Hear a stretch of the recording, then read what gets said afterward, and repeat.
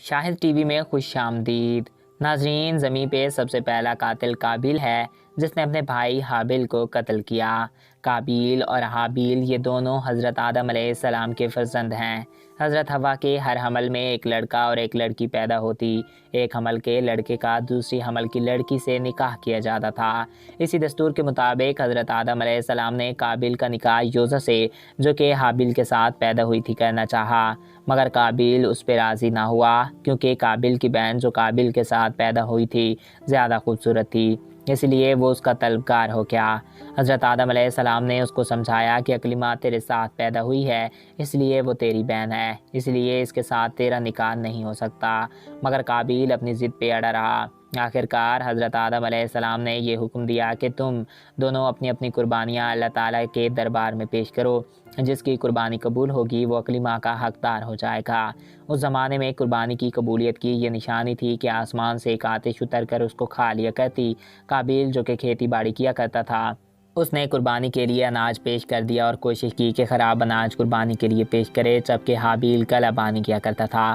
اس نے اپنی بکریوں میں سے ایک خوبصورت بکری کا انتخاب کیا اور قربانی کے لیے پیش کر دی۔ دونوں حضرات نے اپنی اپنی قربانیاں پیش کیں۔ آسمان کی آگ آئی اور حابیل کی قربانی کو کھا لیا اور قابیل کے اناج کو چھوڑ دیا۔ اس بات سے قابیل میں بغض اور حسد ہو گئی اور اس نے حابیل کو قتل کرنے کی ٹھان لی۔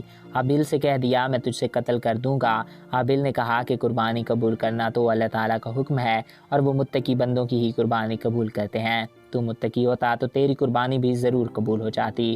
ساتھ ہی حابیل نے یہ بھی کہہ دیا کہ اگر تو میرے قتل کے لیے ہاتھ بڑھائے گا تو میں تجھ پہ اپنا ہاتھ نہیں اٹھاؤں گا، کیونکہ میں تو اللہ تعالیٰ سے ڈرتا ہوں۔ میں چاہتا ہوں کہ میرا اور تیرا گناہ دونوں تیرے پلڑے میں ہی پڑیں اور تو دوزخی ہو جائے، کیونکہ بے انصافوں کی یہی سزا ہے۔ آخر قابیل نے اپنے بھائی حابیل کو قتل کر دیا۔ اس وقت حابیل کی عمر 20 برس تھی۔ جب قابیل نے حابیل کو قتل کر دیا تو اس کو سمجھ نہیں آ رہا تھا کہ وہ اس کی لاش کا کیا کرے، کیونکہ لاش میں سے بدبو آ رہی تھی۔ اس وقت اللہ تعالیٰ نے 2 فرشتوں کو پرندوں کی صورت میں بھیجا۔